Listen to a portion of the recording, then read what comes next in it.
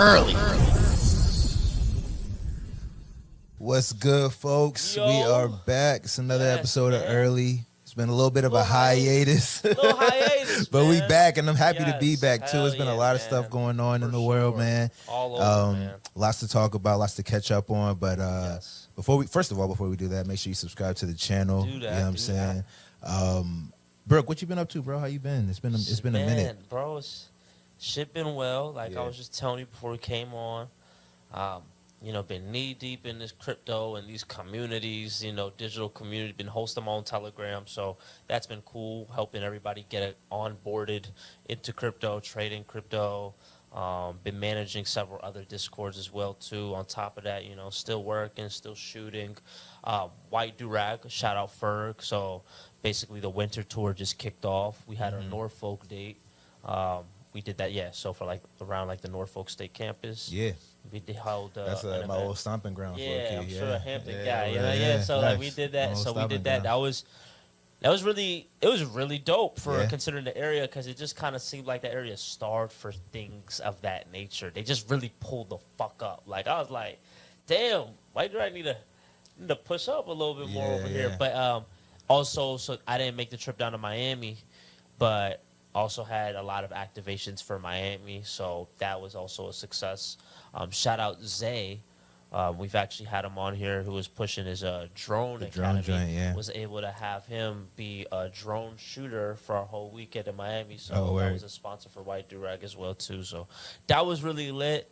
And now just trying to end the year strong, bro. Just trying to end the year strong. Just keeping routine with everything. Still been doing the box truck. So every Friday. We haven't missed a Friday in about 9 months. That's crazy. Dropping artists, and that shit was dope. But in the past month, we've had Will the Rapper come on. We've had who do we have coming this Friday? My boy Bob Almighty, really dope artist.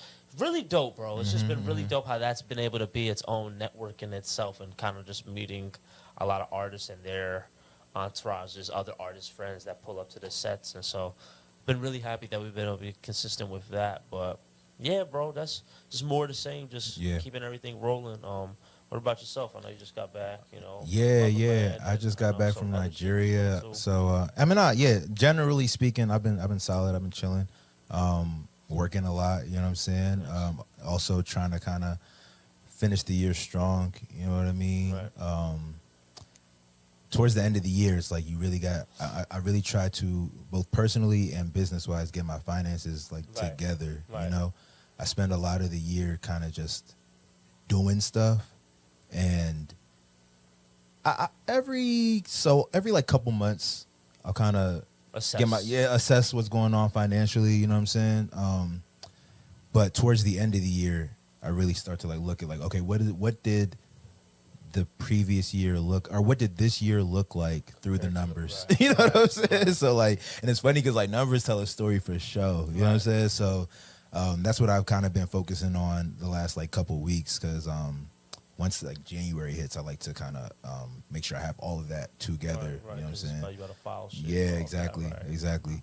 So just been focusing on that. Also just personally trying to get right. You know what I mean? I feel like I'm always on that self-help, self-development type tip. So always just trying to find ways to improve myself. So just been doing that. Been playing tennis, been playing golf, you know what I'm saying? You know what I'm saying? Kind of more of the same, but definitely been paying attention to what's going on in the investment world, both in stocks and in cryptocurrencies, because we were talking about everything's kind of going crazy right now. So many things, right? This is the bullest of bull markets right now. Yeah, for sure, man. But and you were kind of mentioning too how it feels like. It's kind of been a strong market throughout the year in general, but it seems like right after election, there's an uptick in both markets, right? And I was hearing some speculation on why that is. I think from what I heard, people were saying that during the election, people weren't really sure who was going to be president, so a lot of moves weren't being made. Right. As soon as it was announced that Trump was going to be president, people started executing on the moves that they were planning on if it were going to be him. 100%. You know what I'm saying? And just not doing whatever they thought it was going to be if it was going to be Kamala. You know what I'm saying? Sometimes So, when you have and I think, it's like, yeah, you don't want to do stay at too bay. much. I'm You know what I'm liquid, saying? though. Yeah, I'm yeah, ready, exactly, but just don't 100%. know yet. And I think businesses are excited for a Trump campaign or a Trump presidency. Right. You know what I'm saying? So and crypto especially. I seen a tweet, you know what I'm saying? Like 2013 at the Thanksgiving table, they laughed at you when you said Doge was an investment. 2024, Doge is a part of the government. I'm weak. Like, yo, I'm like, hey, I'm weak. that It's funny because that is crazy, right? it's funny. That's so funny because when I saw like a headline, Elon Musk and Vivek Ramaswamy Yup, to lead Doge, and I was like, Department what of are they Government talking about? Yeah, Efficiency, yup. and I was like, did they do that on purpose? I mean, I'm sure they did it on purpose. It's a troll. Absolutely, It's a real thing and a troll at the very it's same funny time. because and then Dogecoin went up. You know what I'm saying? Like that joint went up. It's at all time high. It hit an all time high. Right? Not yet. No, but because it's on its trajectory. All time yeah, high that is about was 71. that was when it went on that stupid. But you could probably run. be safe to say where it's It'll get back up there? It's gonna get So in probably in the past month, Doge just paid probably because it was at 100. 17 cents earlier in the year. Yep. You know what I'm saying? And now it's And at 42 exactly, or 40-ish. and you know what I'm saying? And it did hit as high as the 50s. So Yeah, far. So yeah. it's already kind of 3x if you got the yearly lows. That's already a crazy move in itself. And kind of like, when he actually comes into office, you could probably 2025. That's what probably people have been saying. Is like you could probably just expect more of the same if there's just the upticking in the crypto market in general. And I remember hearing. I watched that show last week tonight with John Oliver. Yeah. And he had actually showed a clip about how Trump he really doesn't like the president of the SEC. And he was basically saying how like, for day one, he's out of there. He's out of there. Yep. And the president of the SEC has been very anti-crypto. So I think that's another reason why people were very bullish once he became, you know what I'm saying? It's like, it's going to be good for crypto. You know what I'm saying? But it's been interesting to watch. You know what I'm saying? It's really been interesting to watch. My mom had hit me. It's funny because years ago when it had went up to like that 40K from like 17K when it had that moment, and like the mainstream folks were talking about it. My mom was like, "Oh, like don't you invest into Bitcoin?" And I was like, "Yeah." She was like, "Could you do it for me?" And I was like, "Sure." So she gave me some bread and I bought her some Bitcoin back then, right? So fast forward to around when because it hit up to like 90 and then it dipped back down for like another few weeks before it actually went up to 100K, right? So when it went up to that 90, I guess it became mainstream news again. So my mom hits me up like not out of the blue because I talk to her regularly, but she hits me up and it's just like making small talk that she don't usually make. Usually when my mom call me, she gets to the point and then she gets to the point. You know what I'm saying? She's making small talk. And then I tell her, I'm like, "Do you remember when you gave me some money to put into Bitcoin for you?" She was like, "Oh yeah, that's what I actually called for." Because you know what I'm saying, I heard it's like gone up. So I told her how much her portion has gone up to thus far. And she like wanted to take some out, and I was like, "Look, like if you need money, just tell me what you need, and I'll give you some money. But I don't think it's a good idea to sell this joint. Like I'm not telling you what to do, but you know what I'm saying. Like if you just need some money real quick, you know what I'm saying, just let me know and I'll give it to you. But like this isn't the time to be selling because it's only up from here. And to me, 100K is a big deal in the grand scheme of things, but I don't think it's a big deal in the grand scheme of where Bitcoin is going. You know what I mean? So that's kind of where I'm like, it's cool and everything, and I think it is a interesting benchmark for like time in history. You know what I'm saying? But there's still a long way to go. You know what I mean? 100%. I kind of view it kind of like how. Imagine if somebody's accumulating actually like gold bricks. It's like, you wouldn't have sold your gold bricks to go buy a cup of coffee, right? No. So it's kind of like with the Bitcoin. It's like you didn't get into this just for like a quick flip, That's a quick baby flip, exactly. Like, kind of remember your why, like, because one thing, how we were just talking, how I really think it really is this store, like where you like to store some part of your wealth moving ahead in the future. I also do. Let me be clear. I'm like, if you're spending Bitcoin of yours to like buy a house or buy, I like this is like a humongous purchase. This is a humongous purchase that's also an investment. It's kind of like you're switching from one investment to another investment. I do think you know at what the I'm saying? end of the day, it's like real estate is probably the prime thing we all want at the end of the day. It's like if I can get that, then it's wild. But other than that, it's like no, I'll keep it right. Yeah, you gotta find a way to get some liquid cash and use that to buy your whatever the fuck you're trying to buy. 100%, like, don't sell 100%. Off. And you know what's funny? Make it make sense, bro. You know, at the end of the day, this is coming. I'm also speaking from a place of like I've been scarred by doing this stupid shit. Like I say it on here all the time. When I sold bread, when I sold crypto to like buy a car, I don't even think I have. I don't have. It's not the car that I drive today. You know what I'm saying? And so it's like crypto car probably bought the car. Car brought me two of them. Brought me two of them. You know what I'm saying? Yeah. So I'm definitely speaking from a place of like, dog, like if don't sell. But also, I actually want to ask you this, or what your thoughts are on this, as far as, do you think people have missed the boat, not just with Bitcoin, but with other coins? Like, because Bitcoin, it's not something that I look at Bitcoin today, like I look at like 401k. It's a long-term play, but you put a little bit of money into it periodically over time, 100%. And the value of it will, you know what I'm saying, increase.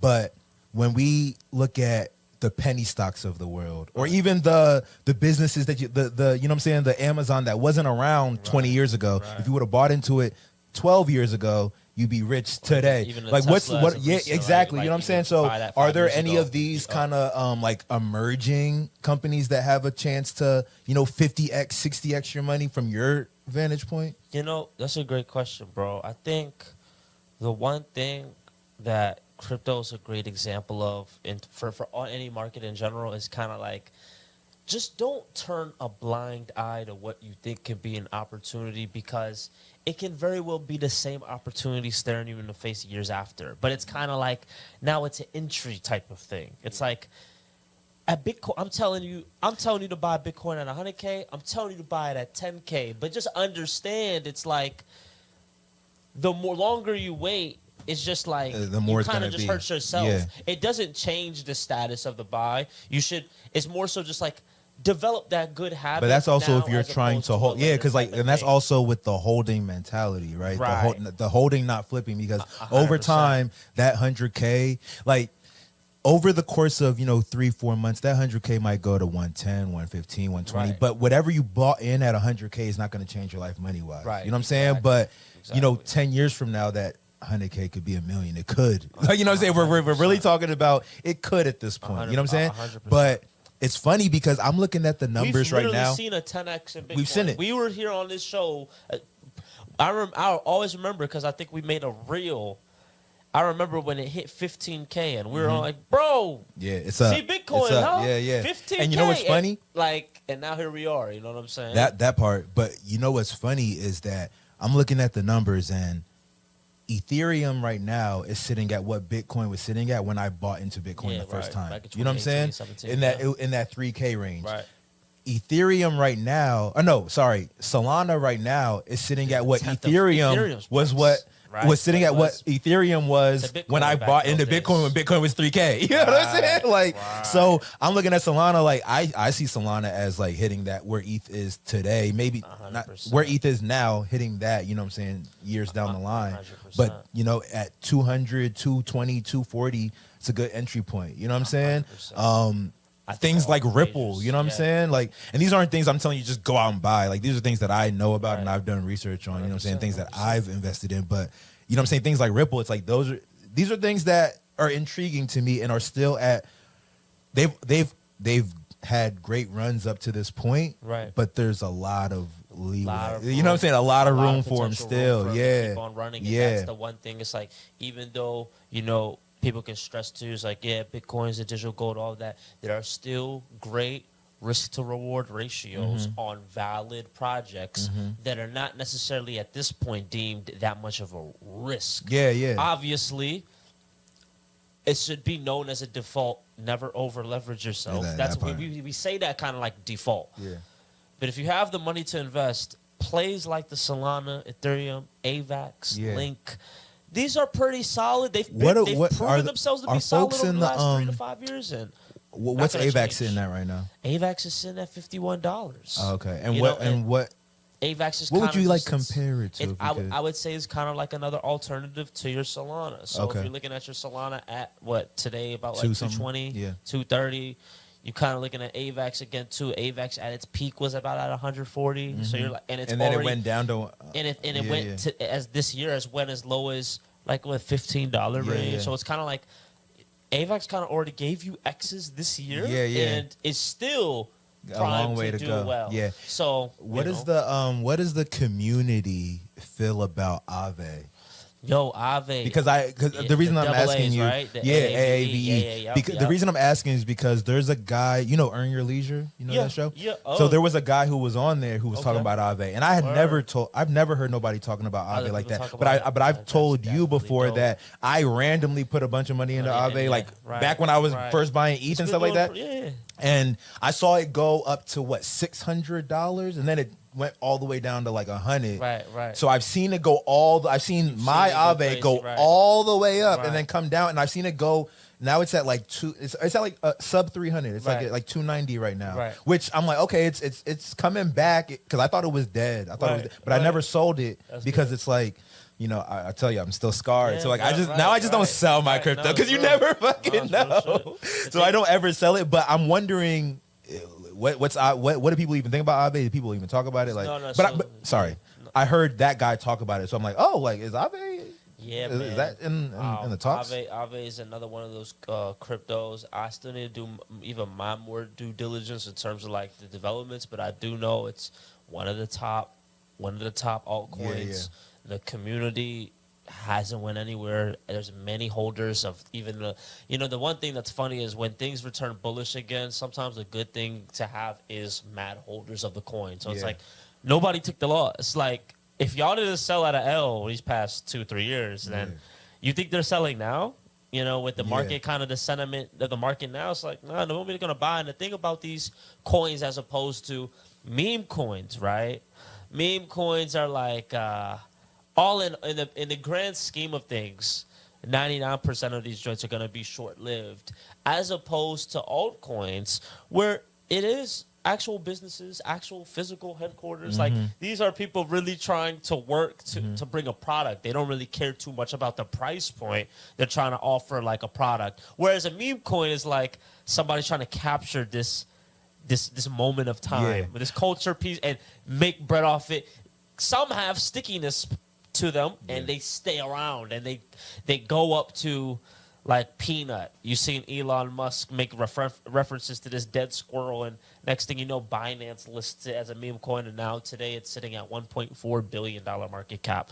A month ago, you could have bought it at 10 mil. You know what I'm saying? And it's like, what the fuck? Like, why this meme instead of that meme? You know, like what? And to be honest, a lot of even with the meme coins too, I ain't gonna lie, a lot of that shit's more so a lot of insider trading, a lot of just being a part of the right crowds of people that are willing to buy 100%. Where that isn't necessarily the case with a lot of these altcoins. I kind of try to tell a lot of people, it's like, all right, the meme coins might offer you the biggest RR, but at the same time, crypto is already volatile. So just know meme coins is probably the most volatile sector of crypto you could play. So that's like volatility on volatility.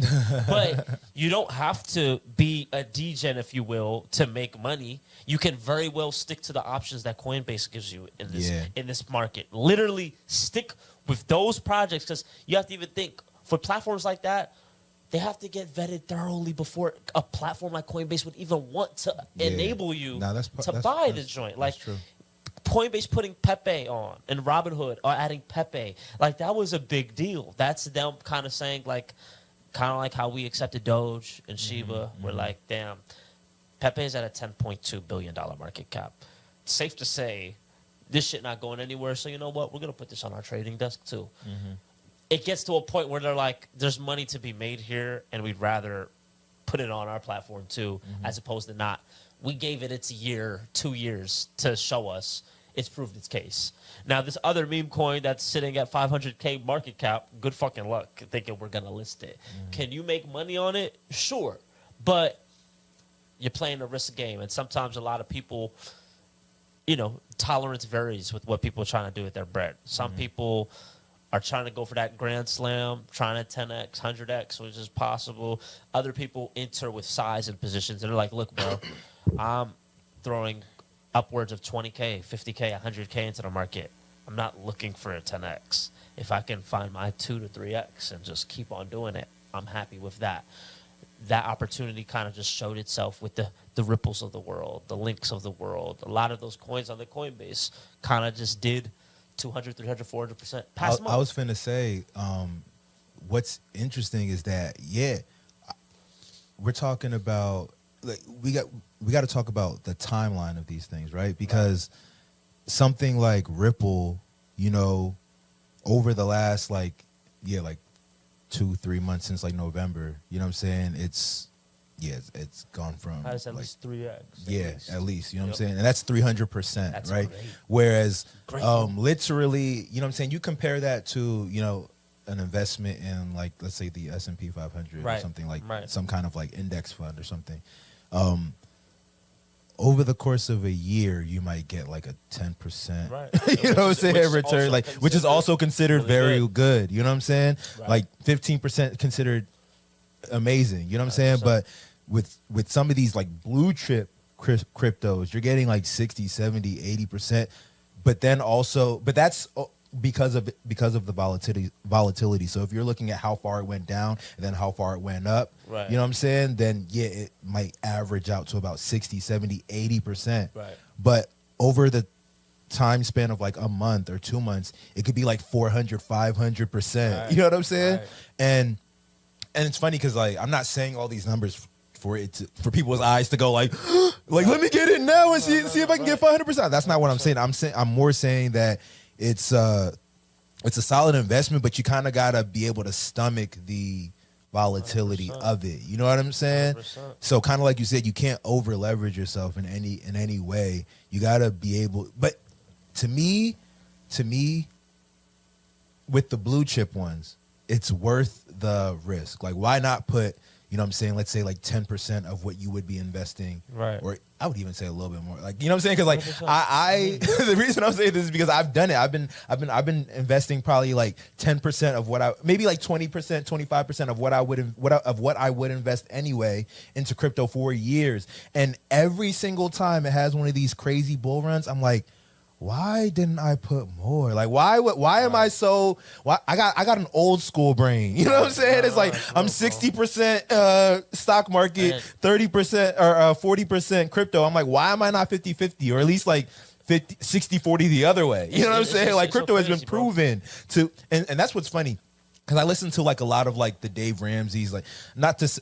You know, I agree with some of the things that Dave Ramsey said. But the reason I bring him up is because I know that the GOATs can sometimes be a little off. Yeah, he be off sometimes, but fundamentally, the man's advice is sound. You know what I'm saying? It's sound, but he's very like, crypto is speculative. You won't lose following his way. And the reason, but it's funny because the reason I started off, like, when I first started caring about money, he kind of just like showed up on my algorithm, right? Yeah, rice and beans, man. Like, you're broke. I think he's so funny, bro. I think he's so funny. He's the way he be yelling at motherfuckers. He got these like little sayings that I think he's funny, right? Yeah, so sure. I'm kind of past the point where I got to actually listen to the advice. I'm more just being like, oh, how's he gonna react to this motherfucker? Like, what's he gonna say to this person? You know what I'm saying? Right. But I bring him up because he's always talking about like how he kind of shits on cryptos, actually. You know what I'm saying? If I'm being honest, he kind of shits on them. He's amassed his wealth already. He really don't, so. You don't need to. And that's kind of how I feel about the Charlie Mungers, the Warren Buffetts. Like, I can afford to be wrong. I can afford to be wrong. You know what I'm saying? Like, if I'm wrong, so what? I'm already rich. You know what I'm saying? Yeah, that's really how I think about it, bro. But to me, I'm like, damn, if I would have kind of switched the allocation, how much further along could I be? Because the upside for cryptos is so much bigger. And this is the thing, right? Because it's like, the irony is somebody can listen to a Dave Ramsey saying this type of thing, right? And the market can be down. And you're like, he's right. Look at the market. Yeah. It's shit. Yeah. But then it's like, but you won't. A lot of people won't marry that principle when it's going up. So what? You now fuck Dave Ramsey? Yeah. Dave Ramsey, it's going up. I think I gotta buy.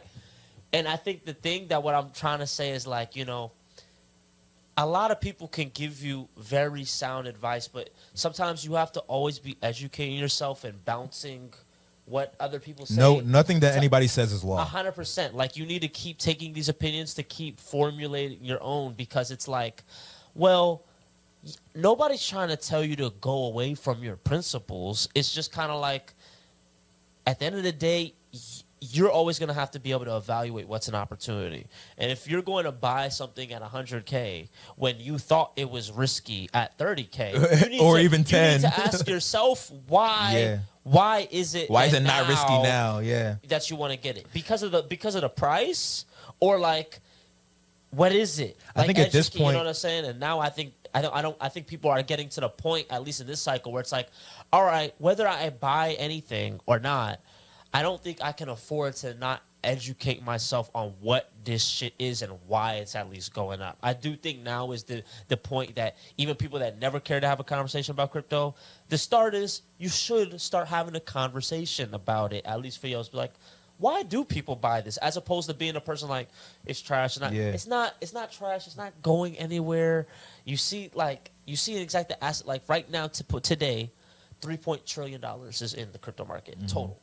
It's like, bro, it's nothing to sniff at. That's not like an asset class. Like, oh, I don't need to. No, we should at least pay attention to it. Doesn't mean buy something, but pay attention to it, you know? I think at this point, it's FOMO. Right. Like, it's big FOMO that's making people be like, oh, like, let me buy in at 100K because, you know, maybe it'll go to 500K. You know what I'm saying? And maybe it will. I think it will one day, but it won't do that tomorrow. We'll say the same shit. Yeah, we'll and that's like, what I'm. Hey, still that buy. part. And that's what I was actually going to get to that point too. Like, we don't keep that same energy for the stock market when the stock market goes down 30%. You know what I'm saying? Like, everybody will tell you, oh no, like, this is actually, it's on sale. This is the best time to buy. But when, you know what I'm saying, the crypto market goes down 60% or Bitcoin goes down 60% or some shit, people are like, oh, see, I told you it wasn't shit. Bro, people will say I told you when Bitcoin inevitably crashes back to 70K. And they'll be like, told you see? And then when it shoots up like, to 220, you know what I'm 5 saying? months Like, ago, it was 40 to 50K. Yeah.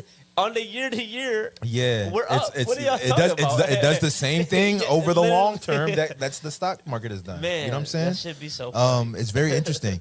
But it's an exciting time. And it's funny because I feel like even us on this show, our excitement kind of goes with the market as well. Like, we'll go.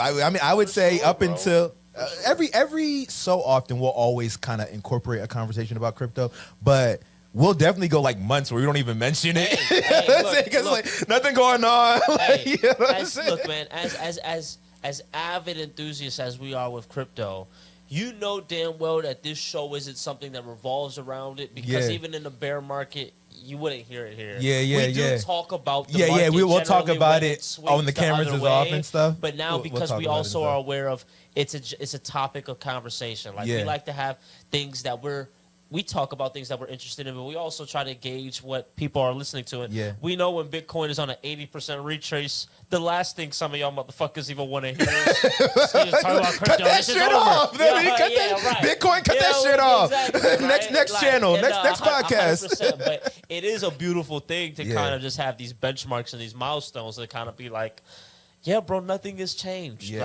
what I'm saying? You could date this shit back to 2020. Yeah, this shit is still here. Kind of, y'all seen the market kind of grow till this point, and it's kind of just, it's like it's right in your face. Like, there it goes. It was 10K at one point on this show. Now it's on 100K. So it's like, you know, be very well at a mill. Nah, that's facts.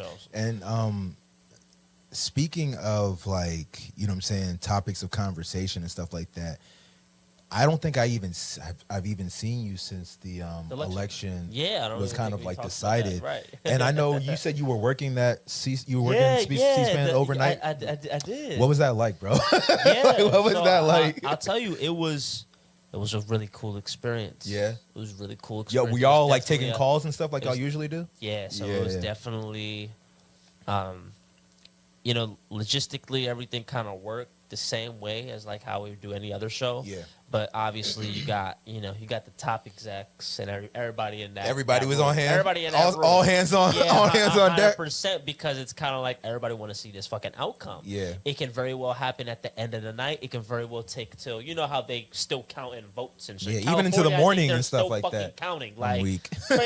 crazy, bro. It's just now it won't make no difference. Yeah, but yeah. they're counting. Yeah. So that's nuts. But anyway, being in there and seeing like, I guess, the live reactions to like, people calling and trying to see which way the swing states are about to sway, like from the Georgias, the Arizonas, the PAs. Like these were states people are like, which way is it going to go? Yeah. It's going to be a key state. And like, not going to lie, Trump had a commanding lead throughout the whole night. Yeah. It never really was a point in time you even thought, it's like, damn. Like, who is it? Who is it? It was never up for grabs. He kind of came out the gate getting the votes, man, from the electorals is what you need.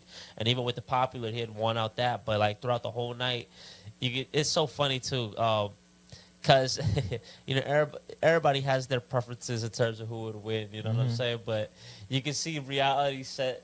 A lot of people are just like, oh man, so this is what it's gonna be again, And I'm like, when reality starts to set in, like when it goes from excitement to like humbleness. Very funny, very funny seeing that. And me, I'm kind of like, I'm let the chips lay. Either way, let me know what it's gonna be, so I know how to move. That's all it is. So actually, I gotta move regular. I gotta move the same way regardless of who's there. You know what I'm saying? But anyway, so in that shift, that was probably like a good 12 hours. I clocked in at 5, didn't leave till 4 a.m. So, but by the time it was like 2:30, it was kind of like nailing the coffin in terms of So, Trump about to be the new president-elect, gonna come back up in there again. And one thing that I kind of even took from this whole cycle, with kind of how the results kind of like showed themselves. People in this country were really concerned more about anything, the economy. Yeah. And I think the appeal, like, even to, and this is subjective. Yeah. But with even the audible that, the Democrats pulled at that. You're talking about from Biden to exactly. Harris? Even with that audible, they had a real shot to win, which is, even if you think it crazy in itself, the fact that you just switched out your candidate at the end of June and you still got a chance. But I think they really went to appealing too much towards this young generation and kind of like, the LGBTQ and like the social, some of the social things. Like a social change type of thing, social ethics, accepting of everything. And I think, instead of having so much focus towards that, literally all you had to focus was like on people's groceries bills. Yeah. Guys, like things that people wanted to hear shit like that. Yeah. Like, save me bread. Yeah. That's who my vote gonna go to. You're trying to go to like, Generation Z and like the adults of tomorrow. But it's like the people that really have sway and things like that right now that have the bread, that's who you need to like try to win over. If you're looking at even like Trump, them campaign, the donors and shit like that, it's owners of teams and owners of like, it's like, bruh, this is where the campaign funds come from. And then another thing, the Democrats, like, y'all went the celebrity route. Yeah. People can't resonate with that. 99% of the world are not those people. And celebrities, they don't resonate. And when celebrities start to try to be like, yo, I know what we don't believe that you know what it's like. Audiences generally get smarter as just the years go on, technology grows. People are already turned off of the government. Imagine the government goes and gets the help of Hollywood, and now you're trying to tell me, this is what we gotta do. Trying to convince me that Hollywood resonates with my everyday experience. And I know just from looking at Instagram that they don't. Another thing that was spoken of, I can't remember like which which platform I heard it from, but it was they're like, I mean, look at even the foreigners or people that you consider, they're like, yo, how could you vote for the Trump? He doesn't fuck with you. And it's like, a lot of people that are not like from here, they're not that emotionally charged by things of that. They are still on the money. I'm looking at what things cost and things like the appeal to me for my vote.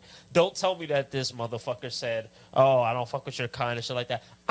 But also, a lot of people don't like take that with a real grain of salt. Like, bruh, I'm not worried about that. I'm worried about my quality of life. Yeah. That's what I'm more so worried about. And if I feel as if or somebody's pitching to me that this thing will generally help my finances or have me spending less, I'm going to go that way, not the way that I feel like somebody's hurting my feelings or shit like that. Yeah. And I think that also kind of like the reality of that showed itself. And people are just kind of like, yo, wow, I can't believe it. It's like, bro, it's not that hard to believe. Like, there was a pitch that all you had to do was go on that pitch and would have made it a lot more easier, I feel like, to make it more of a competitive vote. But, like, the country kind of spoke, like, what they valued. They're like, bruh, we want to save more bread that we putting out. Basically, that was it. That was the only pitch that really mattered, not transgender rights in prison.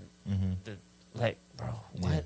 Yeah. How many people is that hit it with? Like, you're going for real niche environments. You know, real super niche. Yeah, going real niche with it. I'm weak. That's a funny take right there. But no, but it's funny because I remember saying to, I think, my brother, how something that I noticed was, one, when they did like the demographic breakdown, I think Harris got almost 90% of the black woman vote, almost like 80% of the black man vote. And it's funny because people are trying to be like, black man, you see what happened? Like, do y'all see the numbers? 80% of, see where they voted? But you know what's funny? But you know what's funny to me? I'm like, the fact that they were so, because a lot of the rhetoric and the verbiage was geared towards black folks, right?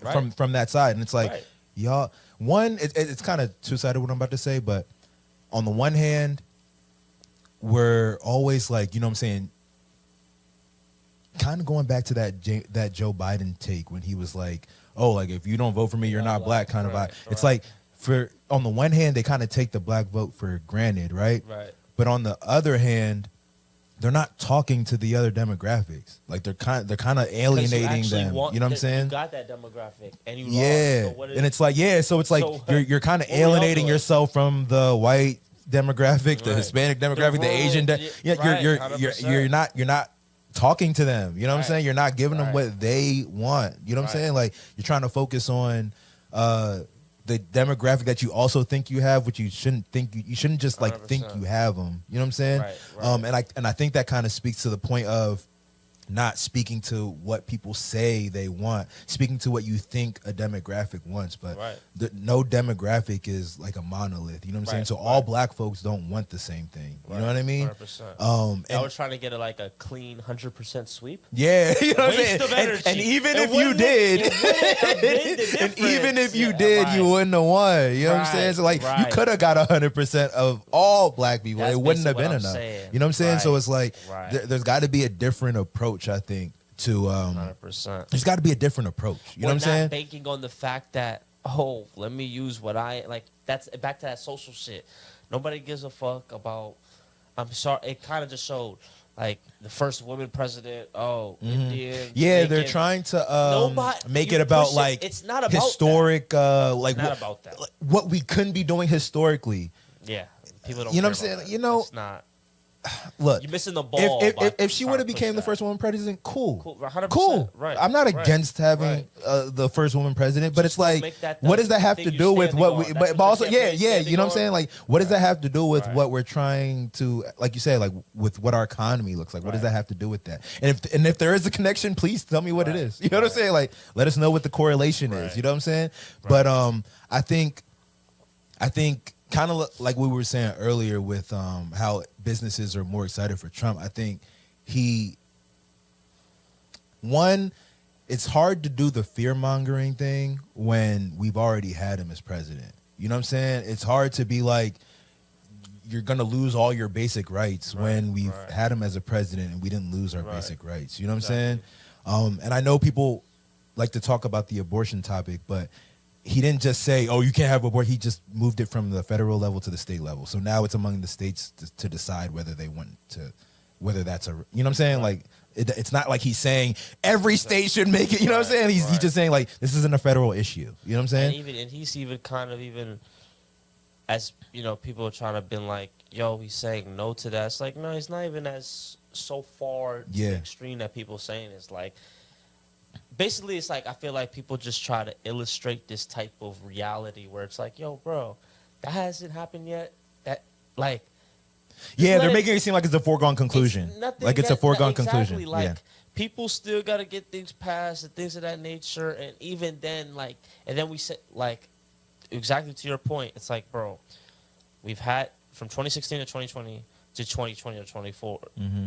I'm not going to act as if my quality of life has viciously been shaken. Yeah. And let me not even be from 2012 to 26, like, when you go from 2012. Around, I'm like, You look at before Trump, during Trump, and then after Trump. To me, I'm like, I'm still here. I'm still working every day. I'm still, you know what I'm saying? Like, it is what it is. And I feel like after these 4 years, it's going to be another.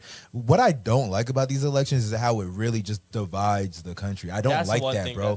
These motherfuckers will come. These motherfuckers will run their campaigns, divide the country completely.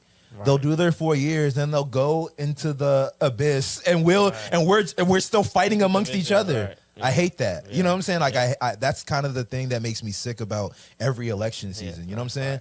Right. But it's funny because when I was in Nigeria, this guy had said something about how like, oh, like what do you think about, you know what I'm saying, Trump being president? Right. Yeah, and I was just like, it is what it is. Like, it is what it is, essentially, is what I said. And he was saying how the issues that y'all worry about as a country are interesting. Right, you know what I'm saying? He didn't say those words, but he was like, they're kind of crazy because most countries don't worry about whether or not I could have an abortion or not. Like, you know what I'm saying? Like, most countries don't worry about, I don't know. Like, he was basically saying that the things that the Democrats were running on were not things that like a lot of countries even like worry about. Right. Like, you know what I'm saying? Like, it's about are we safe here? Right. You know what I'm saying? Like, what's the value of our dollar? You know what I'm saying? Like, those kind of things. And I was like, oh, that's interesting because I do.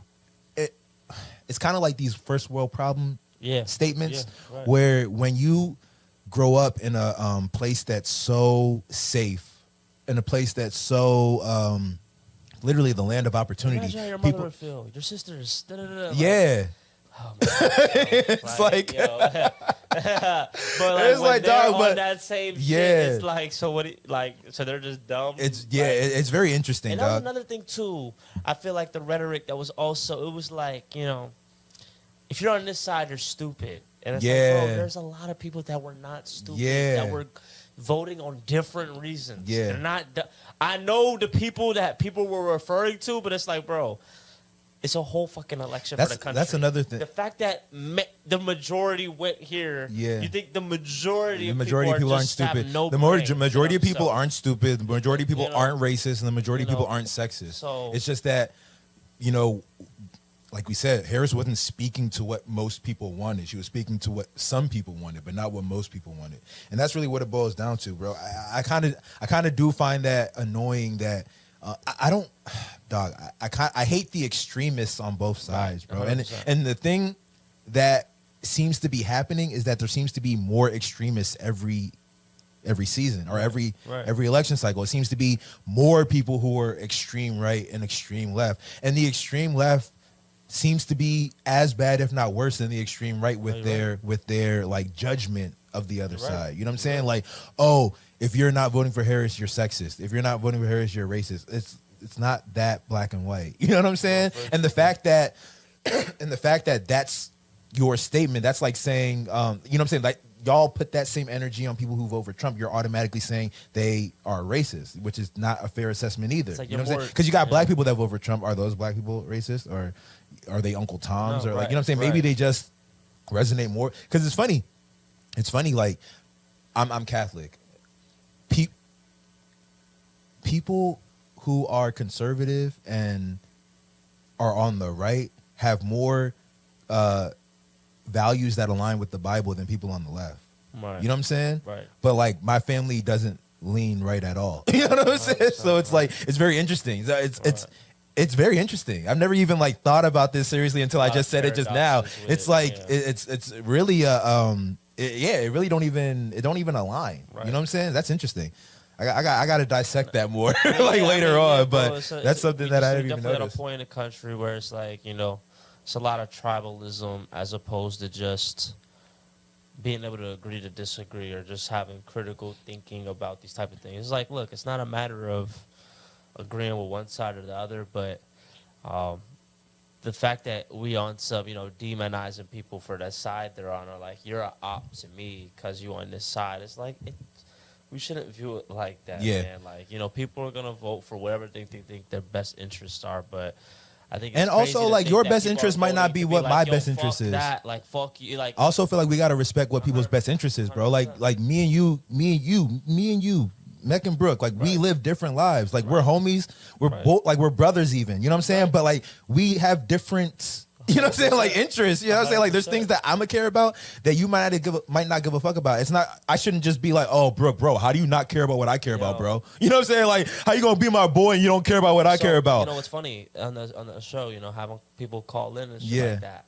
It'd be real crazy. Some people like, yeah, man. My best friend, he was my best man at my wedding. Mm-hmm. We're not friends Can't anymore. talk to him. I'm like, I be seeing people talking about shit. Like, so many. I be seeing people talking that they're leaving their man. They're leaving their husbands. Like, you know what I'm saying? Like, estranged families. Like, man. Oh man, it don't make no sense. Look, I love my family, but just that side of the fam. Y'all are letting politics ruin your families. And the gag is, bro, when Trump won, him and Biden were in the White House laughing with each other. You know what I'm saying? Like, maybe it was for photo ops or whatever, but I'm saying all of that to say that they know that they're competing. It's like two teams competing against each other. During the game, y'all don't fuck with each other. After the game, y'all shake hands and y'all, you know what I'm saying, y'all chop up. Y'all might go hit the same club afterwards. It's a game, and they're playing a game with the whole country. You know what I'm saying? But the fans of each side, it's kind of like in the stands. In the stands, the fans will be fighting each other. You know what I'm saying? All that really happens is just shifting of power. It's not like even anybody gets fucking.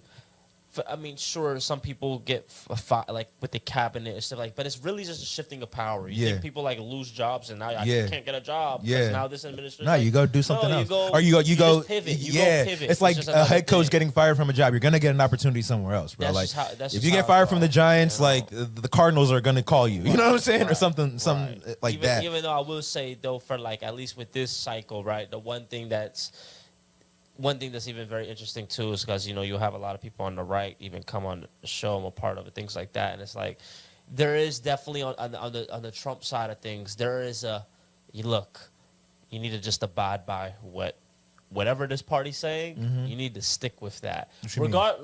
Like for instance, there's a new I'm not gonna say a new party, but there are Republicans that view this new Republican Party is this is the MAGA party. Oh, and this is not the Reagan Republican. There are people that stand on. There's one dude that has like an organization. It's called, I forgot his name. It's called One Republic, and he's just basically like this. This election is the hardest for a dude like me because I am so opposed to everything Biden, all of that. He's like, I don't stand on like whatever the Democrats are trying to push and all that. I don't agree with that. But it's like, and he's a Democrat or a Republican. Yeah. He's a Republican. He's like, I don't. So usually it's very easy for me to vote red. Yeah. But he's like, though, Trump is also though he's definitely diverted away from the Republican Party, the traditional Republican, and this is its own thing. So the reason why I even brought it up is you'll definitely have a lot of people within that side that a bit, and I know this is the thing that I heard a lot about the Democratic Party too. Like whatever the agenda is, whatever the Trump just follow it, and do not divert. Don't even get into putting your opinion.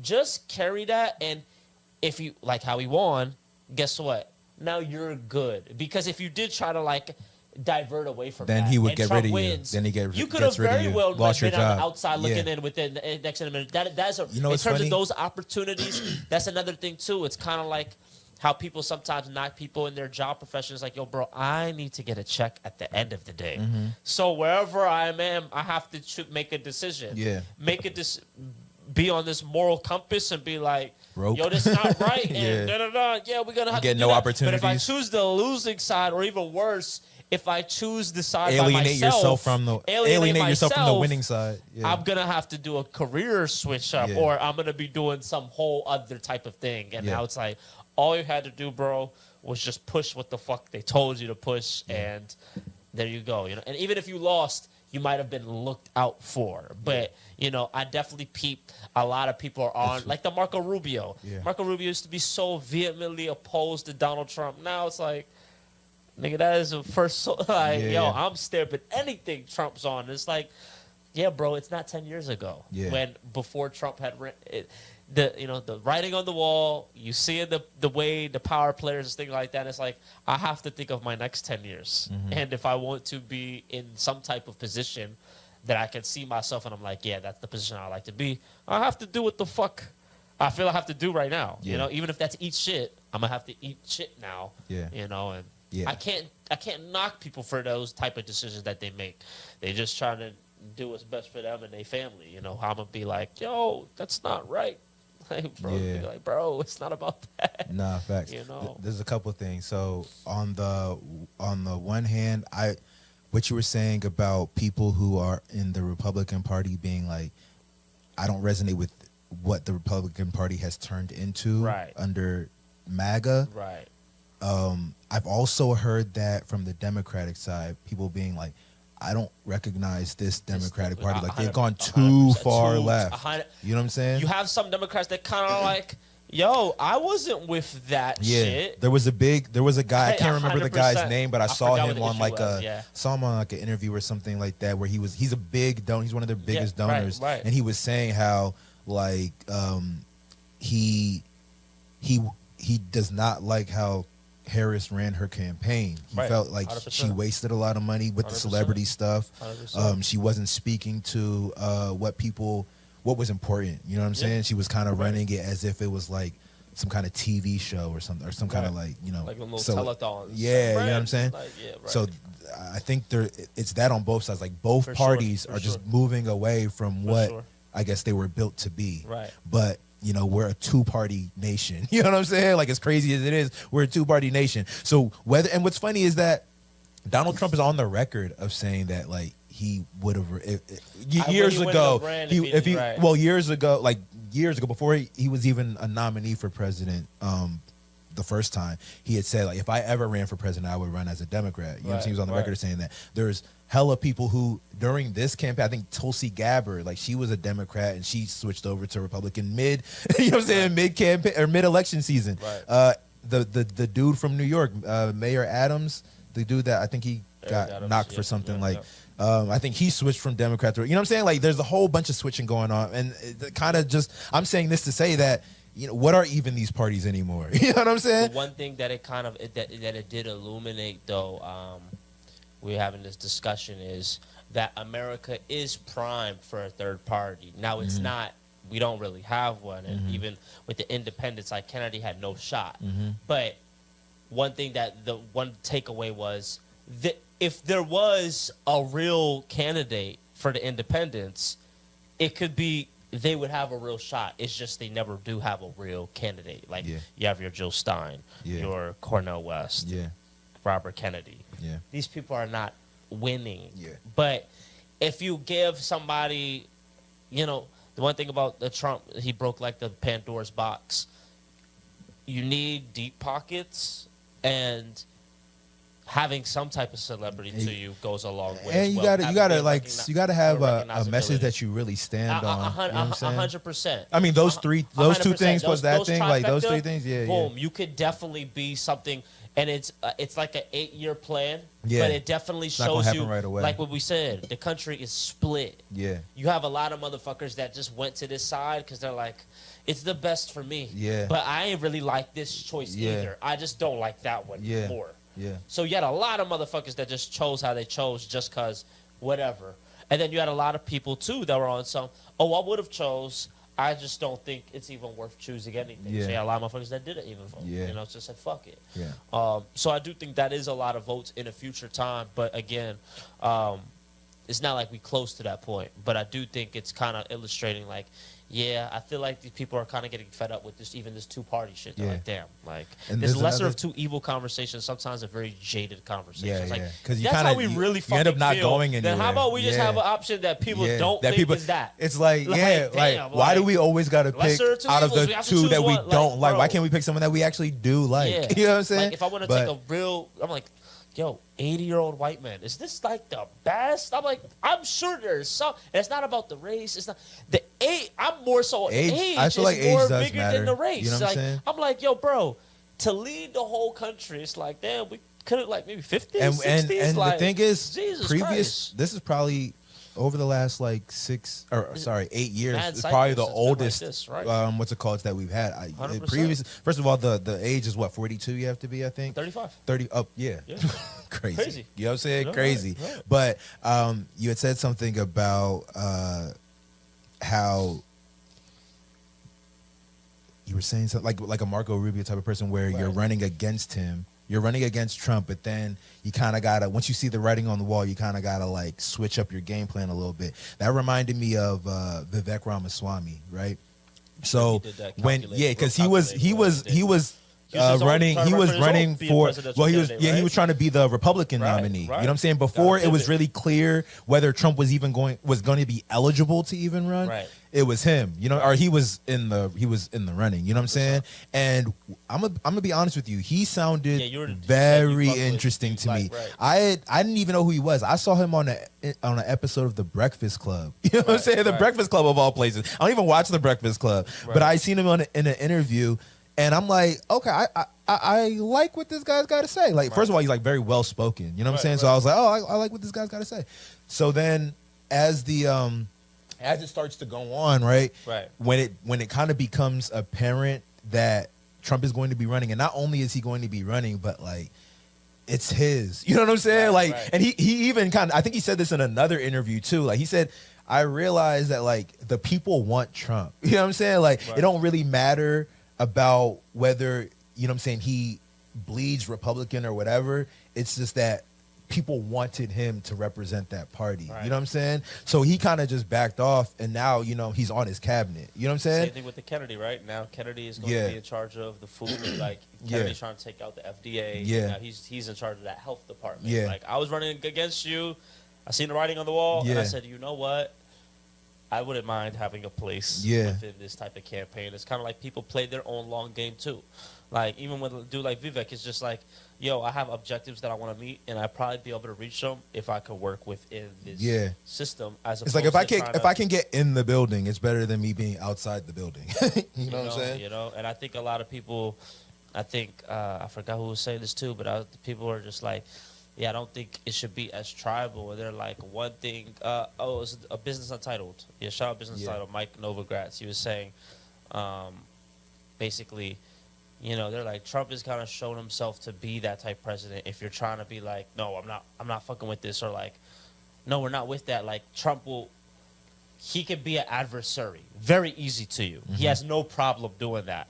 But what he's also showed a propensity to do is, I'll negotiate. If y'all not on some straight, it's this or nothing. If not, you're an op. No, if you come with compromises, we can talk on that. Let's talk deals instead of this.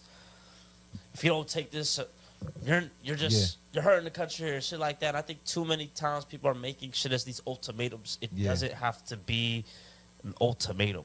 Doesn't even have to be like that. Let's just go back to like civil convo in terms of what it is that you want, and there'll be some type of maybe a compromise, a little meeting in the middle. But just no side is getting their full way.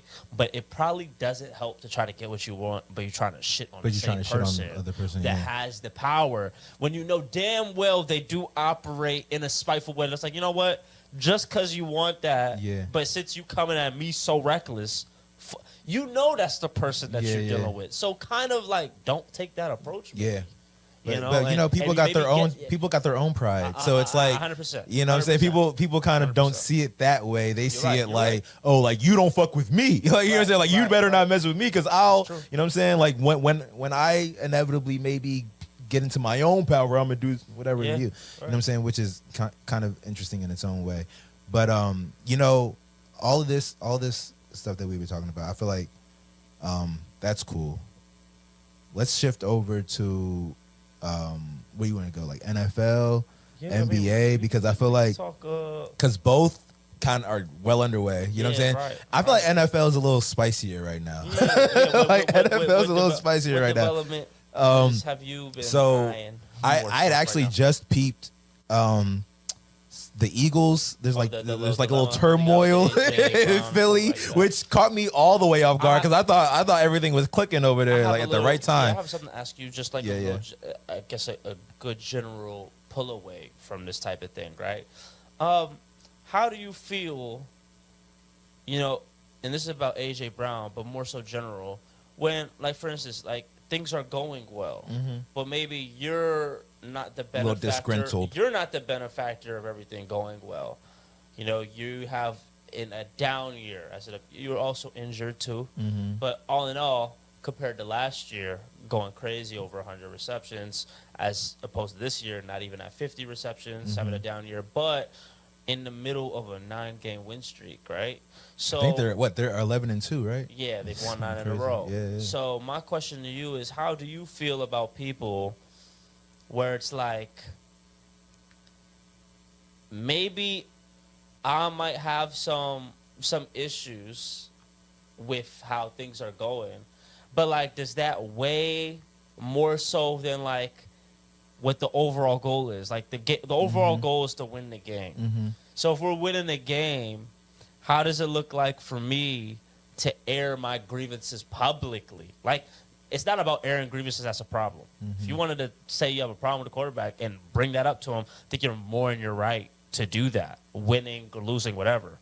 But to invite the world into y'all shit, when y'all are winning, it's kind of it does kind of make me be like, bro, what are you doing? Why? Are you doing? You're throwing a wrench in the wheel for what? And that's when I'm like, so you can't think it's crazy for people to be like, yo, bro, you kind of being selfish with that. So, like, how do you feel about that type of thing? Kind of like do you view that as an instance of you're kind of putting yourself ahead of the team by even making these type of public remarks? Or do you think it's like, no, like, that is a type of grievance that you kind of have to, like, apply pressure, and it's like, if you feel like you're not getting the ball, despite whether you guys are winning or losing, you need to bring that shit up? You think he was, like, in the right for doing that? Because I think he's like, yo, bro, just chill. Like, bring that shit up man to man. Like, y'all are supposed friends or were friends. Yeah.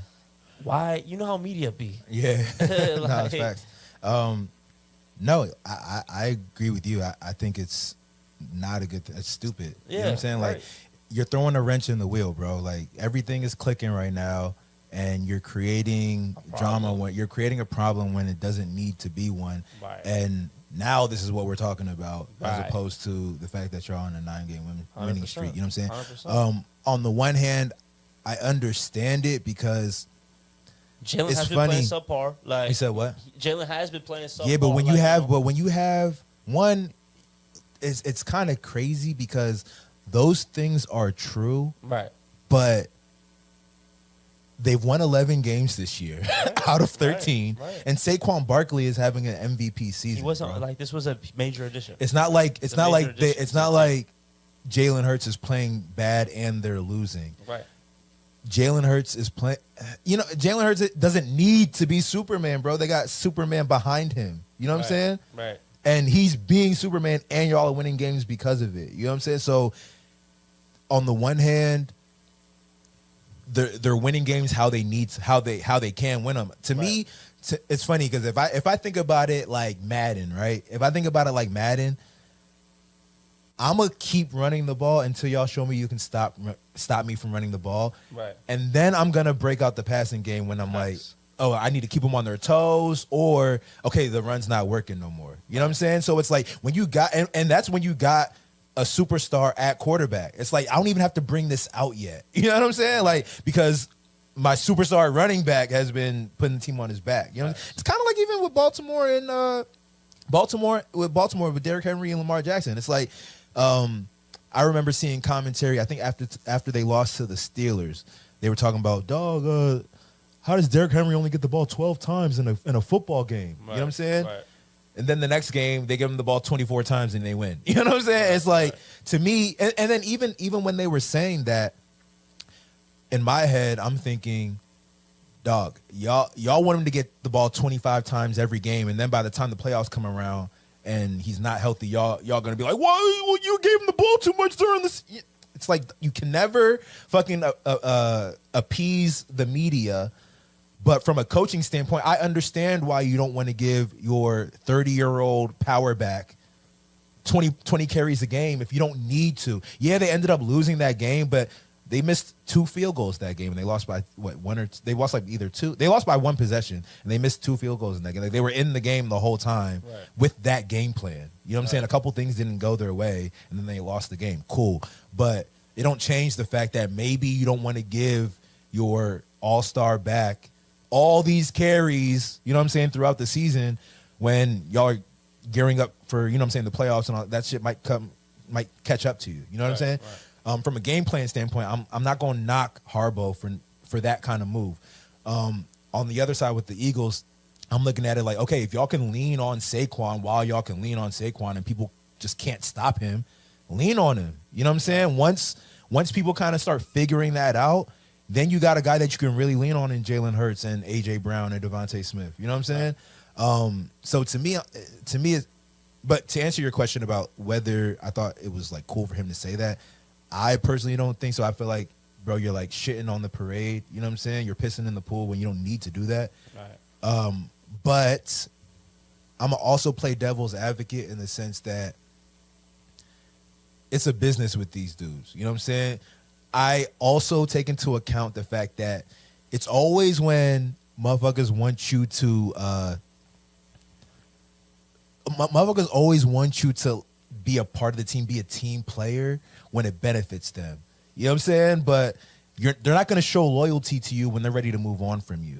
You know what I'm saying? So you always got to put your best you always got to put your best foot forward on film in games. Who will speak for yourself? You know what I'm saying? If motherfuckers look at when you're going into your next contract negotiation and people are like, oh, you only had 50 catches last year. You know what I'm saying? Like when I was looking out for the team. No, they don't want to hear it. You know what I'm saying? Like they're going to look at the numbers. They're going to look at the analytics and be like, oh, I don't know if you're worth all that. You know what I'm saying? Kind of like a Jamar Chase vibe to a degree. Jamar Chase is absolutely going to get his money this year, but they weren't trying to give him the money because they were, oh, well, Joe Burrow was the one throwing you the ball. You know what I'm saying? Man. Like, so it's kind of that vibe. You know what I'm saying? They always want you to be a team player when they don't want to pay you, when they just want you to, you know what I'm saying, not ruffle feathers and stuff like that. So if he's not getting the stats that he feels like he can get, or I'm trying to say that I feel like maybe he's speaking from I'm trying to protect my career. You know what I'm saying? The view of my career. I feel like that's where he's coming from. Versus, yeah, we're winning, but we're gonna win anyway. I think, you know what I'm saying? I'm thinking he's thinking like, yeah, we're winning, and me saying this isn't gonna make us lose next week. I think that's kind of what he's thinking. You know what I mean? I hear you. So, but the other dude who came out and like expounded upon the situation, I feel like he made it even worse. Because I didn't even know about the. I mean, it's probably because I'm not in the loop, but I didn't even know about the AJ Brown conversation until I saw a video talking about his conversation, and then I saw a video after that talked about the AJ Brown conversation. You know what I'm saying? Yeah, so I'm like, I didn't even know about it until the Brandon Graham joint. It's because of what Brandon Graham said. Yeah. I was like, oh, I didn't know AJ. I didn't even know there was beef. You know what I'm saying? So I feel like he made it worse. But again, it's the I think he was trying to. I don't know, man. It's that's why it's hard. That's why it's hard to be on a team with a bunch of other grown men, bro. Like it's crazy. Being on a high school team with a bunch of teenagers is hard. You know what I'm saying? Right. But you take that same dynamic, you put a bunch of men, some of which are making $50 million, some are making $500,000. You know what I'm saying? Right. Like, so there's even different financial dynamics within the locker room. You know what I'm saying? 100%. You got some players that are making more than the coach. You know what I'm saying? Right. Don't even want to listen. You know what I'm saying? Even with the whole Philadelphia Sixers thing. 50% of the team. Yeah, you know what I'm saying? Yeah. Even with the whole Tyrese Maxey calling out Joel Embiid thing, right, and how that got out, and people were like, "Who's the whistleblower?" You know what I'm saying? Like, who let that out? It's all these kind of different dynamics that make being part of a team hard. You know what I'm saying? And I think people like AJ Brown in this situation, I think he just, he's not worried about the team. He's thinking about, okay, my stats don't look good. This does not look good for my career options. Right. Whether I stay here or whether I go somewhere else. Because that's another thing. Everybody sure wants you to be loyal to the team. Yeah, people are trying to just make sure you don't put it all. Like, don't make it seem as if this is my fault as to why I have low production. I'm definitely about to give y'all context as to why the production is low. I don't really care about what the cost of that is. Yeah. I just have to let that shit be known moving forward because, I'm really trying to protect my future prospects. Even though I might not have a chance to, maybe I'm not thinking about leaving, but I just want it to be known it's not because I'm stinking the shit up. It's funny, bro, because I kind of, low-key, I feel like I kind of got to walk back a lot of what I just said. And here's why. We just mentioned Brandon Graham kind of pouring fire on that situation. Right. All AJ Brown did was say we got to be better at passing the ball. Isn't that all he said, or did he say more? Yeah, so basically, some people were saying that it was too cryptic. Like, you can. There's only one person that passes the ball. He said passing. Yeah, passing. Yeah, but you could be like passing game, like passing game. When you say passing and just not explaining nothing about they don't need to lean on their passing game, though. That's the thing. They don't need to lean on their passing game. Oh, but that's so unless Jalen Hurts is, bro. But unless Jalen Hurts is going out there and going like 5 for 21, you know what I'm saying? So the thing is, it's just a matter of because last 3 games been under 200 yards passing, but this is like to your point. They don't need to pass the ball. So it's like AJ, they're winning off the ground. Chill. You know what I'm saying? Yeah, y'all didn't have Saquon last year. Yeah. You know that, right? Yeah, exactly. It's Things different. will change. It's different. Sure, maybe the drop off shouldn't have been as severe, but still, it's different, bro. That's what it runs. It's now predicated off of especially when he can't be stopped. I could understand if he was having a mediocre year. Mm-hmm. Or even this isn't even a Saquon Barkley year for Saquon Barkley, bro. This is his best year yet.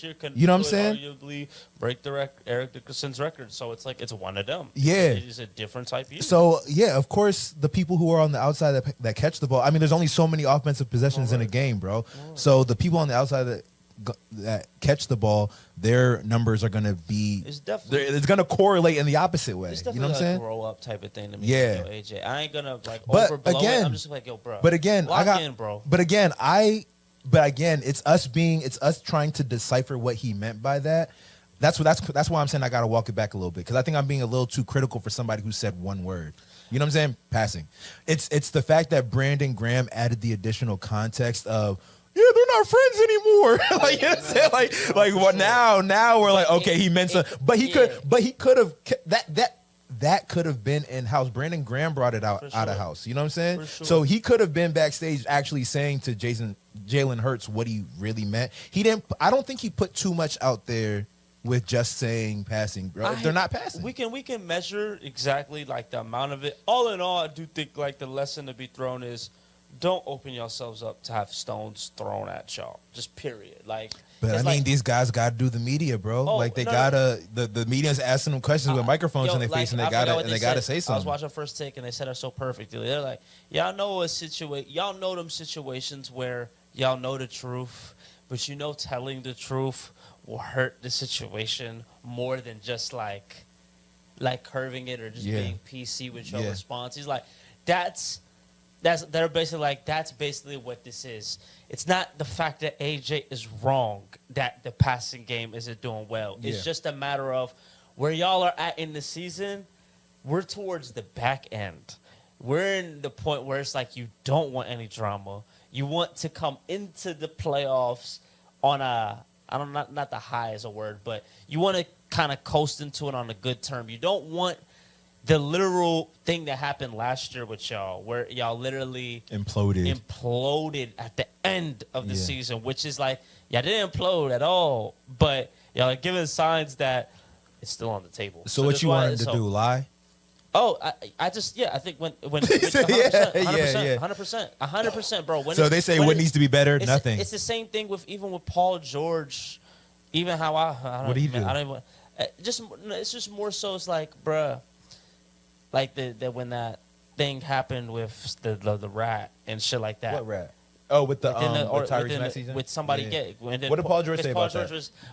No. So Paul George, it wasn't like a fuel to the fire, but he's podcast P now. Oh, and did he speak on that on the podcast? Yeah, and I just think these are things where it's like, bro, just because he kind of spoke how it was like. He's like, the one thing that surprised me was that shit was word for word. I was like, oh, so whoever was in the room literally. So you're the verification now. That's what it was. Y'all have a leak.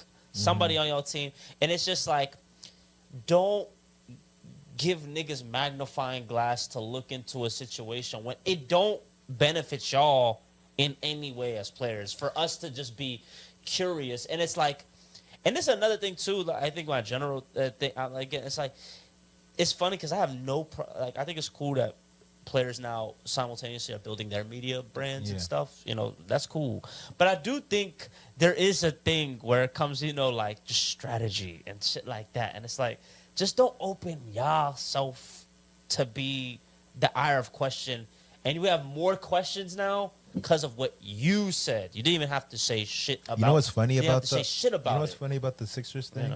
That shit is so crazy, bro. You know what's funny about that? 15. Yeah, that's terrible. And but Paul hasn't Clippers, been playing though, right? Paul George hasn't been playing. He's played. He's hurt, right? He's hurt now. He's played probably about like 5 games. Embiid hasn't really played like 4 games. So it's funny because like let's think about the context of the Sixers. First of all, before I give my theory on this, has anybody confirmed that there was a leak in the team? Yeah, there was, and somebody said that. Even Embiid, and somebody even Embiid said, came out. They and know he's like, Embiid. They said that they reported Shams. They're like, Embiid is, and now I'm pretty sure just died down, or maybe they found out internally and didn't say anything because this is now like 2-3 weeks ago, but they were saying Embiid is trying to find the leak, and I was this is why I say that, because bro, if I remember correctly, they had this meeting directly after a game, and the press was still. They waited like an hour or something for them to come out and still do their press conference. Right. So usually, and this was all explained like on a YouTube video. This is what I'm about to say. So they'll finish the game, and then like 15 minutes later, they'll come out and do their press conference. But in this particular situation, it took them like an hour and a half for them to come out and do their press conference. Right. My theory is that what if motherfuckers could just hear? It's hella people just out there. They're probably just having the conversation in the locker room. You know what I'm saying? Like, what if it just got loud and motherfuckers can just hear what they're saying? Yeah, I guess that's very well be a possibility too. Because like, who would just walk out the locker room and be like, because that was reported the next day, or maybe even like later that night. So it's like, who would just walk out the locker room and be like, yeah, man, we talked about this in a team meeting. Again, people don't kind of hone in on anymore if Paul doesn't talk about, it was the fact that it was verbatim, damn near word for word. So he's like, I don't know. So you're blaming Paul George in this situation? I'm saying, bro, Paul George is the one that gave everybody else more reason that I don't know who it was, but it was somebody. It was somebody in the locker room. Paul George is telling us it was somebody in the locker room, and he didn't say the angle that you had said, which I guess is very well a possibility. Somebody just walking by.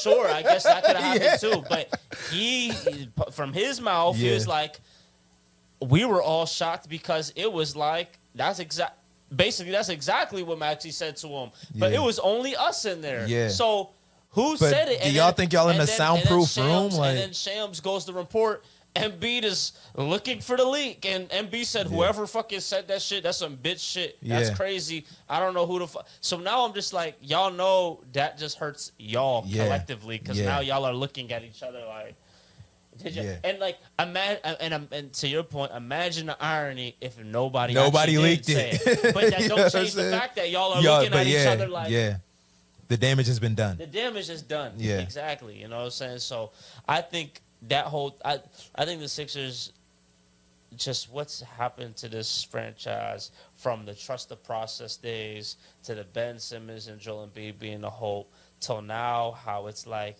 Joel Embiid is damn near. I'm thinking you might as well just shut him down. Really? Yeah. You think the season is done? Of course, for them. You said, of 100%, course. 100%. Where are we at? How many It's games? horrible. You said they're 4 and 15. They're 4 and So 15. there's only been 20 games. Yeah, You got 60 games left. Yeah, they're four. I mean, they're literally. Wait, has there really only been 20 games in the season? They are literally the bottom of the East. Yeah. You have to peep. Worse than the Wizards? Morey, this was not the plan. This is not the plan to be at the bottom of the conference. Basically, we have to even peep. I mean, if we really want to go back in time, I could look at Kawhi where I'm like, yo, do y'all see Shea? Shea is the dude, along with 5 first picks that y'all traded to get Paul George. Because now I think, when they say hindsight is 2020. Yeah, now that the years have passed, you could definitely be like, yo, Paul George is one of the most non-impactful superstars that we've had in like this generation. When you think about after he left the Pacers, what you did with the OKC to Thunder amounted to literally nothing. Yeah. Damian Lillard blew that team up literally with a jumper. Yeah. And then Clippers mortgaged a huge part of their future to OKC for you. And now look at OKC built that team off of Shea and the literal picks you gave them. Like literally that team is what you gave them. But those picks don't turn out to be like if the Clippers keep those picks, they don't get those players. And that's scouting. That's the team. Because the reason I say that is because I mean look at the OKC team with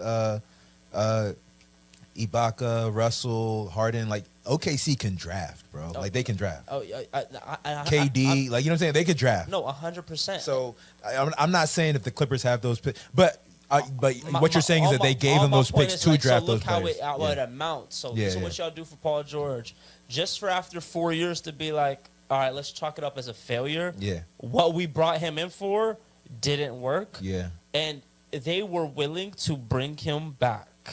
The Clippers? Yeah. They wanted to bring him back, but they were like, before giving him to we're not going to give you a max. Yeah. And Paul George, again, talks about all of this shit. And he's like, yeah, people are mad at me because he got booed when he played the Clippers. And he literally had the nerve to be like, I don't know why they booed me because I didn't take the team-friendly deal. And then I'm like, bro. You think that's crazy of him? I felt where he was coming from when I heard him say that. No. It's like, I don't owe y'all anything. Like, what are you talking about? 100%. But don't act like I don't know why. Like, bro, what do you mean, bro? What are y'all mad at me for? I came here, I played, I left. Like, what's going on? Players come and go on teams all the time. Arguments like, yeah, bro, you did what's best for you, as you should have. But you think fans think logically? Like you feeling a type of way about this? Like, bro, you got your bread. That's the win. Don't be like, I don't know why they felt like, bro, because they were sold the dream and it didn't work. So I'm not more so blaming Paul. I just think so. Now you went to a team that said we will give him the max. He is worth the max, and I'm just like, Paul George him and his agent. Y'all are the winners. At the end of the day, you got what you wanted. Yeah. But now I know the Sixers, if they could rewind this shit, they'd be like, oh, this is why the Clippers didn't want to give you the max. You're 34 too, bro. I'm weak. You're 34 years old. And then another thing, too, that nobody likes to talk about is Paul George is a very injury-prone player. I think this is something we can now say, bro, you are injury-prone. Every year, you have something that at least sideline you 15 to 20 games. At least for going now since your OKC days. All of Clippers was like that. It was just overshadowed because Kawhi missed more. You know what I'm saying? To me, I hear what you're saying. So now I'm looking at the Clippers and like now when you're looking at a dude like Norman Powell, you're like, yo, the Clippers are literally a case of addition by subtraction. Clippers are really fucking good. I think Zubac is having a breakout year for himself. I think Harden is back, and getting rid of Russell also helped too. Let Harden be, like Harden said at the beginning right before the season started. He was like, people keep talking about, can I play in the system? He's like, I am the system. Like, I don't know what y'all talking about. And then when Zubac, like at the start of the season, because Zubac started the first 10 games averaging like 21 and 13, and they're like, yo, James, Zubac, he's just having such a great year. And then it's like, oh, he is, huh? I wonder why. I wonder. I don't know. Yeah. And I was geeking, but I was like, nah, bro, it's literally like the pick and roll is working crazy. And Norman Powell is averaging 25 a game this year. I'm not injured. And like his words, addition by subtraction. And I'm like, yeah, bro, think about Paul George too. Now it's kind of like he's brought in to be a primary type of scorer, but I do think he's even at that point of his career where it's kind of, I wish he went to the Warriors.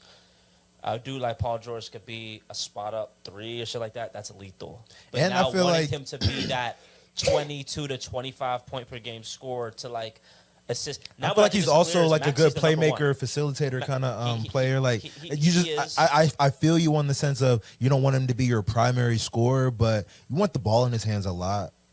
That's the thing, though. The Sixers are built in a way where it's like Maxey is not a traditional one. He is a scoring one, which is great. But that's what he is. The biggest thing that the Sixers found this year is Jared McCain. His fucking inches. He's a character. But McCain, that's probably going to be the rookie of the year. You know what I'm saying? He's going crazy.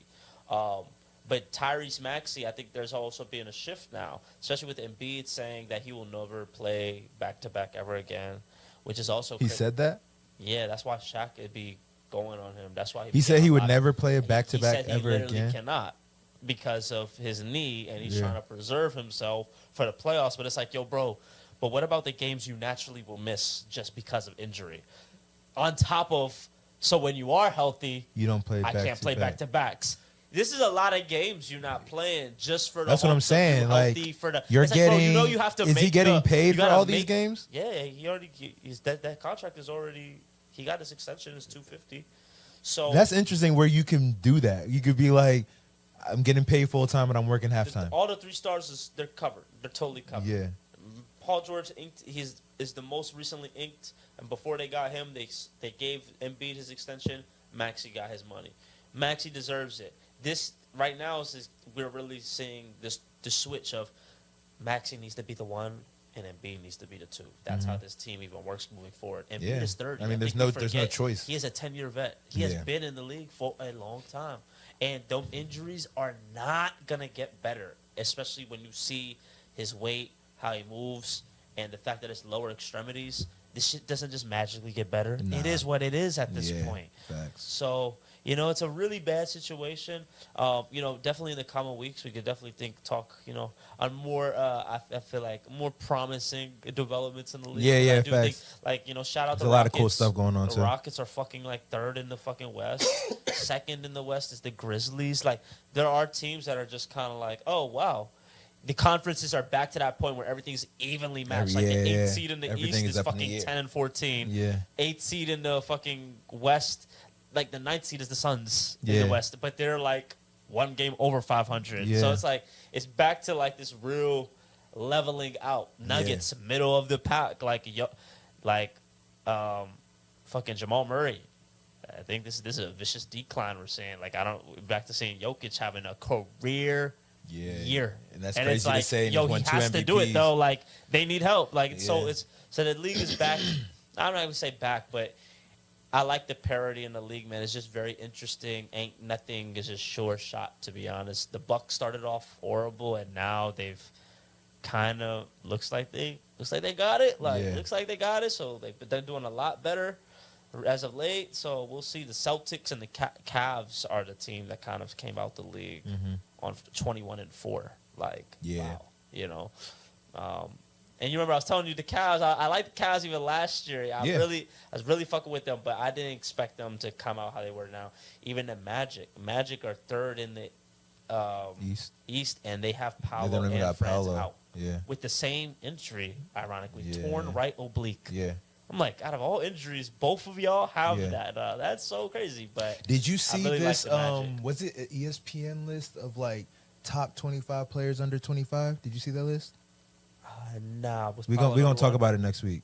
We're gonna talk about it next week. It was an interesting list. I want to know what your thoughts are, but if I don't have it right now to pull up, cool. That's so we can talk about it next week because it was an interesting list. Of course, Paolo was. I think Wemby was number 1.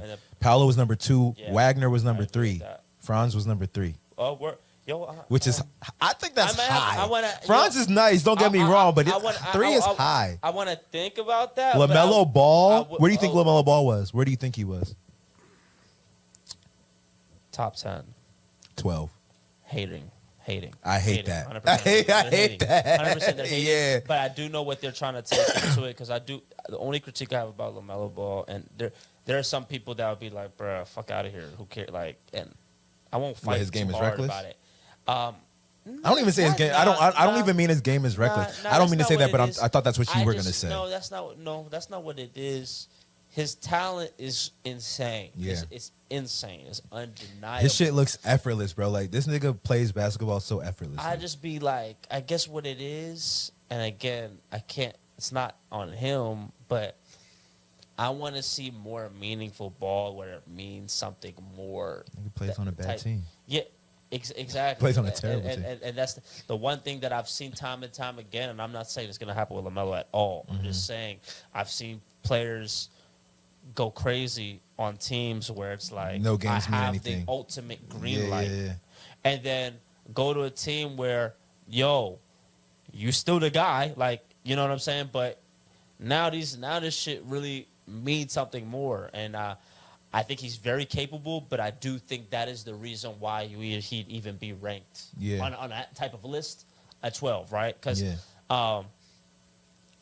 I would definitely rank LaMelo higher than Franz, but let me say, even with Franz is even way better than I even originally even thought. I'll say that. Franz is actually not going anywhere, and he will be in time to come, a 24, 25 point per game scorer. Like, he will do that. So that's why I'm big on the Magic. I'm big on. I do think they're one move away from being title contenders. One player to look for in this coming off season, because it doesn't. De'Aaron Fox, it's not a lock that he goes back to the Sacramento Kings. Yeah, it's not a lock. Imagine what a you dude saying, like him De'Aaron Fox on Orlando Magic. Oh my God. Yeah, they're live, 100% live. Another person that I remember off the top of my head. Where do you think Tyrese Halliburton was? Big drop off. Where do you think he was on the list? In that joint, they probably put him in top 7. Yeah, he was number 6. Insane. I thought that was funny, bro. Egregious. And this was a list that egregious. Was put together probably last week. Egregious. You know what I'm saying? Yeah, that's but I don't think he's better than LaMelo. Favorite, I don't even think he's better than LaMelo. He is not. Yeah.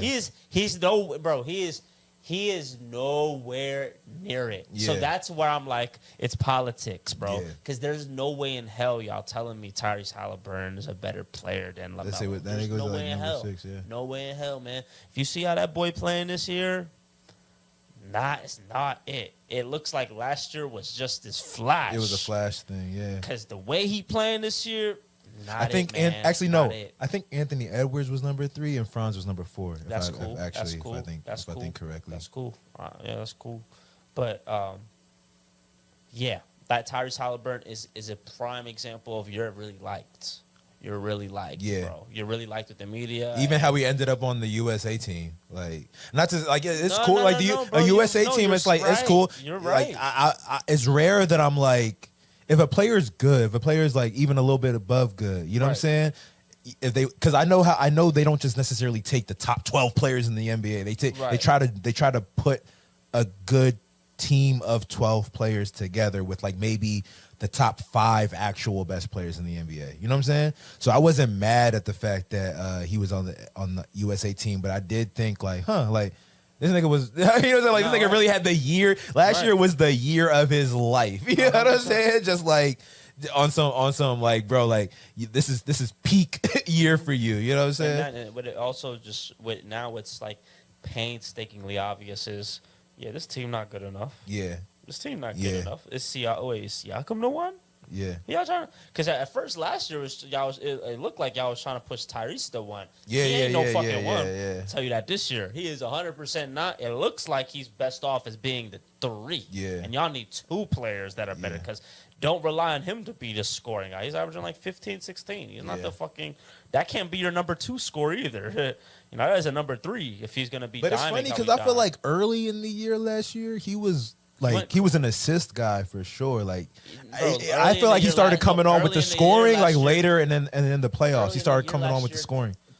11 to 12 assists was automatic. Yeah, literally. You see from the betting, you bet 10 assists is minus 800. Yeah, 100%. That is not the case. That is not the case this year. I'm bringing that up from a standpoint of like I don't think they were. I mean, in the beginning of last year, it wasn't like they were looking to him to be their number one scorer, even number two scorer. I feel like he was just like their best playmaker, and then he kind of emerged. He emerged as that, as and they thought Siakam was going to scorer. be the little the thing that moved the needle. Yeah. And now you're realizing none of it moves the needle. None of it moves the needle. Or we just need more. You just need more. You just need more. All right, yeah, we'll talk about that joint next week. For sure, man. Make sure you subscribe to the channel, and we'll see y'all next time. Real early. Early.